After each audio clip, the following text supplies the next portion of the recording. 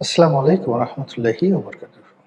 সম্মানিত দর্শক, বিএনপি রাজনীতি এবং বিএনপির শাসনামল এই দুটোর মধ্যে যদি আপনি তুলনা করেন, তাহলে সেই শুরু থেকে বিএনপি যেই সময়টাতে রাজনীতি শুরু করেছে বাংলাদেশে, তখন থেকে আজ অবধি বিএনপির জন্য সবচেয়ে টাফ টাইম, সেই টাইমটা ছিল ২০০১ থেকে ২০০৬ সনে। ওই সময়টিতে বিএনপির মধ্যে দুটো রাজনৈতিক শক্তি সেখানে খুব প্রবল আকার ধারণ করে। হাওয়া ভবন কেন্দ্রিক তারেক রহমান সাহেবের নেতৃত্বে তরুণ তুর্কি, যাদের একটা বিরাট অংশ সরকারে ছিলেন, তারা মূলত জনাব তারেক রহমান সাহেবের কথায় চলতেন। অন্যদিকে বেগম জিয়ার নেতৃত্বে দলের প্রবীণ যারা আছেন, সাইফুর রহমান সাহেব থেকে শুরু করে অন্যান্য যারা আছেন, তারা এই তরুণদের সঙ্গে প্রায় পেরে উঠতেন না। এটি নিয়ে সরকারের মধ্যে অস্থিরতা ছিল, প্রশাসনে বিরক্তি ছিল এবং বাইরে প্রচুর বদনাম ছিল। আর সে সকল বদনামের হাত ধরেই আমাদের যে সকল রাজনীতির যে অপসংস্কৃতি বাংলাদেশে সিল সাপ্পর মেরে গেছে বা মারা হয়ে গেছে, যেগুলোকে কেউ মুছতে পারবে না।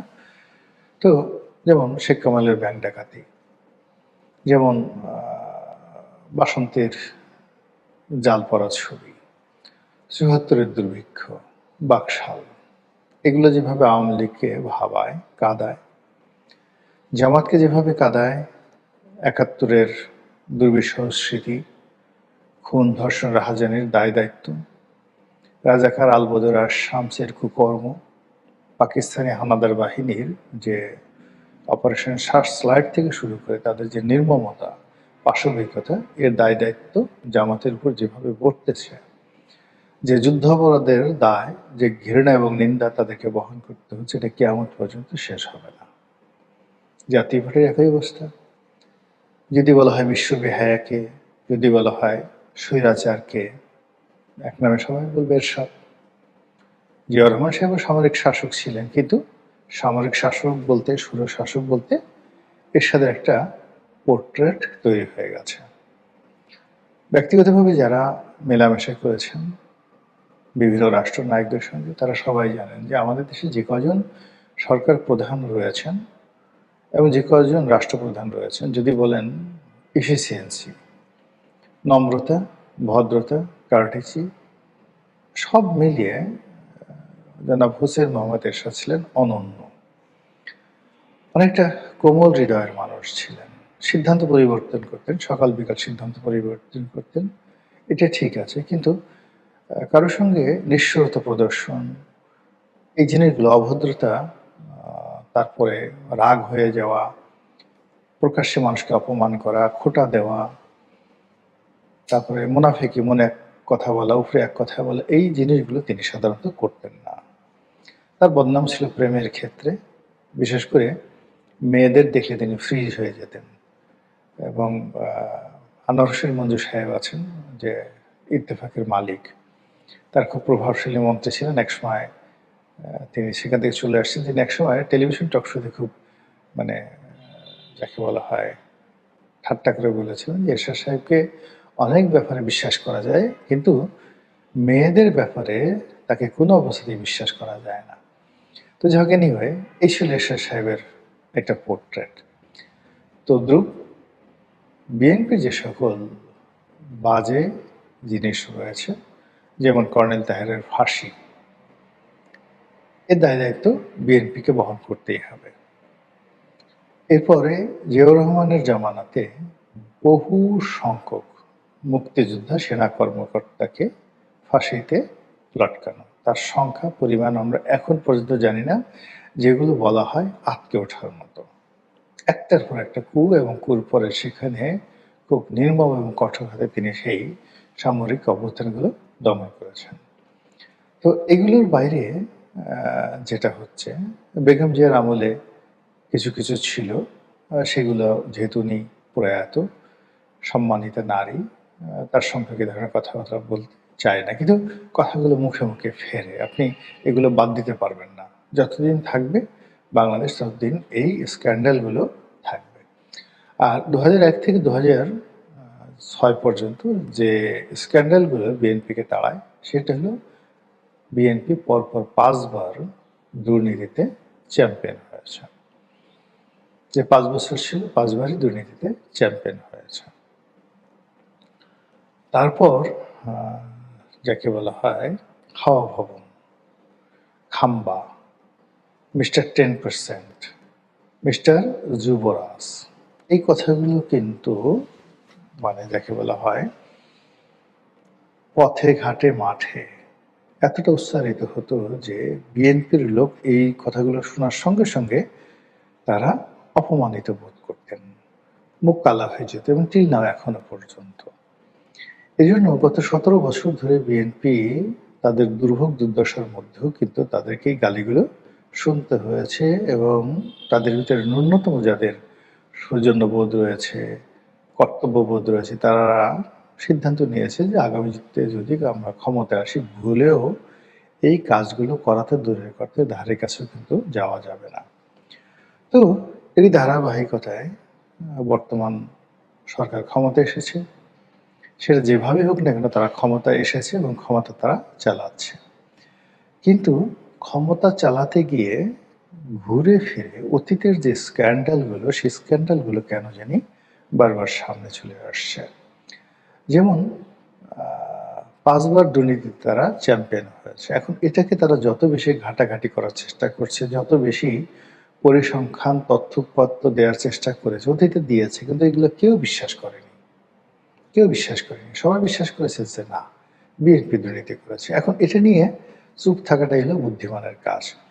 তো বিএনপি যে কথাটা বলার চেষ্টা করেছে যে বিএনপি যে প্রথম 2001 সনে দুর্নীতিতে চ্যাম্পিয়ন হলো, এটা তো 2000 সনের ডাটা।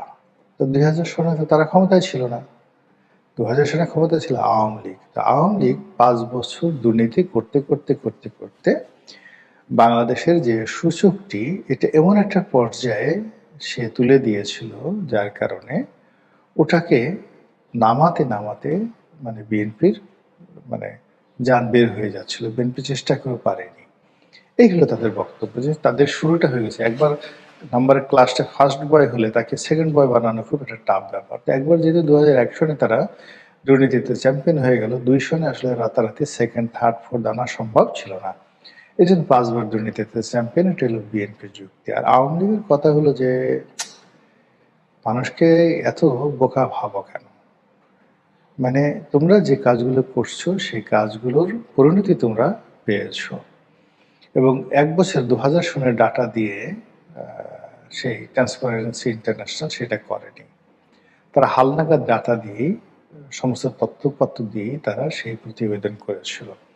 তো পরপর যে 5বার যে চ্যাম্পিয়ন, সেই চ্যাম্পিয়নের যে ফিসক্যাল ইয়ার, সেই ফিসক্যাল ইয়ার যদি ধরেন তারা জুন টু জুন এরকম যদি হিসাব করে থাকে, তাহলে আপনি দেখতে পাবেন যে বিএনপির জমানাকেই তারা টার্গেট করেছিল। এই কথা হলো আওয়ামী লীগের বলে। আমি আসলে ইন ডিটেলস ট্রান্সপারেন্সি ইন্টারন্যাশনাল সেই রিপোর্ট, তারপরে সেই প্রেক্ষাপট পরিস্থিতি, তখন গ্লোবাল মানে অ্যাসপেক্ট অ্যান্ড প্রসপেক্ট কেমন ছিল, এটা না বুঝে এই ব্যাপারে আমি ডিটেলস বলতে পারবো না। কিন্তু জনগণের মধ্যে সেই বিএনপির অনেক নেতা, মন্ত্রী, এমপি থেকে শুরু করে তাদের সঙ্গে একটা ধারণা, এরা হলো দুর্নীতিতে মাস্টার।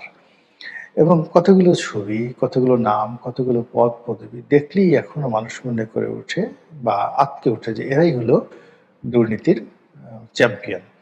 তো যে বিষয়গুলো মানুষ স্মরণ পেতে চাচ্ছিল না, প্রায় ভুলে গেছিল, সেই বিষয়গুলো আবার এই জমানাতে নতুন করে সামনে চলে আসছে। এবং তার প্রথম মহড়াটি হলো মহামান্য রাষ্ট্রপতির ভাষণের মাধ্যমে।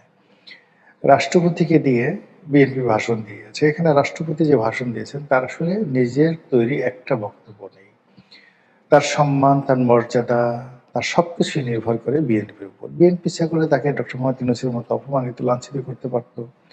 বিএনপি ইচ্ছা করলে তাকে বের করে দিয়ে তদস্থলে তাদের মনোনীত রাষ্ট্রপতি নিয়োগ করে তার মাধ্যমে তারা সেই প্রথম অধিবেশনে ভাষণ দেওয়াতে পারত।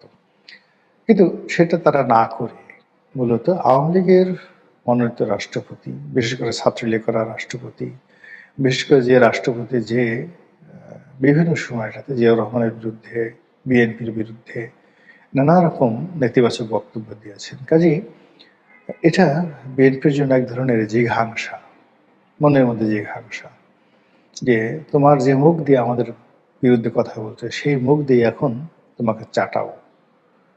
তো এরকম হতে পারে, অথবা হোয়াট এভার মেবি। একটা সরকারের তো বহু মানুষ থাকে, তাদের বহু কর্ম, আপনি এককভাবে কাউকে দায়ী করতে পারবেন না। এর সঙ্গে ৬০-৬৫ জন মন্ত্রী, মানে উপদেষ্টা জড়িত, বহু আমলা কামলা জড়িত। কে করিয়েছে এটা আমরা জানি না, কিন্তু কাজটা ভালো হয়নি। মানে এই যে রাষ্ট্রপতিকে দিয়ে বলানো যে বিএনপি যে দুর্নীতিতে চ্যাম্পিয়ন হয়েছিল, এটা বিএনপির কুকর্ম নয়, এই কুকর্ম ছিল আওয়ামী লীগের কুকর্ম, তার দায় বিএনপিকে শোধ করতে হয়েছে। তো হোয়াট এভার ভেবে এই যে শুরু হয়ে গেল দুটো জিনিস, যে ওই আমলের দুর্নীতির কথা মানুষের মনে পড়ে গেল, ওই আমলের মিস্টার 10%-এর কথা মনে পড়ে গেল, এবং সেই 10% আপনি দেখবেন যে এখন বলবে মিস্টার 30%। এবং ইতিমধ্যে প্রথম আলো থেকে শুরু করে অন্যান্য যে পত্রিকা রীতিমতো লিড নিউজ করেছে, সেখানে একজন চেয়ারম্যান এবং তার সঙ্গে অন্য একজন লোকের যে কথাবার্তা হয়েছে, টিআর কাবিকা বা সরকারি কোনো অনুদানের যে টাকা, সেই টাকার একটা পার্সেন্টেজ 30% টাকা ওটা এমপি সাহেবকে দিতে হবে, এইরকম একটা হুমকি বা দিয়েছেন কিনা এই ধরনের একটা প্রশ্ন, এরকম একটা অডিও রীতিমতো ভাইরাল হয়ে পড়েছে। তো ওই যে এমপি সাহেবের যে 30%, আগে ছিল 10%, এখন হয়ে গেছে 30%, এটা যেতে যেতে যেতে যেতে একেবারে প্রধানমন্ত্রী পর্যন্ত কিন্তু এটা স্পর্শ করবে। এটাই হলো মানে নর্মালি যে কোনো একটা গুজব বা যে কোনো একটা ন্যারেটিভ প্রতিষ্ঠিত হওয়া বা ছড়িয়ে পড়ার একটা প্রাথমিক লক্ষণ, এবং এই কাজটি সেই সংসদ দিয়ে শুরু হয়ে গেল। একইভাবে দেখা গেল যে হাওয়া ভবন যে সকল নেতৃবৃন্দ ছিলেন, হাওয়া ভবন সংশ্লিষ্ট, তাদের অনেকে তারেক রহমান সাহেবের সঙ্গে যাদের ব্যক্তিগত সম্পর্ক ভালো নয়, যেমন গিয়াসউদ্দিন আল মামুনের সম্পর্ক ভালো নয় বলে অনেকে বলেন, তিনি এখন কোথাও নেই, হি ইজ নো হায়ার। কিন্তু অন্যান্য যারা আছেন বা ছিলেন ওই হাওয়া ভবনের, আপনারা সবাই তাদের নাম জানেন। প্রতিটি মানুষ 2001 থেকে 2006 সালে তাদের যে ক্ষমতা ছিল এই সরকারে, তারা সবাই অধিকতর ক্ষমতাবান, অধিকতর প্রভাবশালী, বড় পদ পেয়েছেন, পদবি পেয়েছেন। এবং বাংলাদেশে 2006 সনে যে বাজেট ছিল তার চাইতে রাষ্ট্রের বাজেট অনেক অনেক গুণ বেশি, বহু গুণ, 8 গুণ 10 গুণ বেশি। কাজেই এই বাজেটের মধ্যে কি পরিমাণ দুর্নীতি হতে পারে, এবং সেই দুর্নীতি যদি 30% 40% পর্যায়ে চলে যায়, তাহলে বদনামটা কোন পর্যায়ে যাকে বলা হয় বিস্তার লাভ করতে পারে এবং কিভাবে বিএনপিকে ভোগাতে পারে, এটা বিএনপি যারা সংশ্লিষ্ট ব্যক্তিবর্গ তারা যদি চিন্তা ভাবনা করেন তাদের জন্যই ভালো হবে। মহান আল্লাহ আমাদের সবাইকে হেদায়েত দান করুন আর হেফাজত করুন। আসসালামু আলাইকুম ওয়া রাহমাতুল্লাহি ওয়া বারাকাতুহু।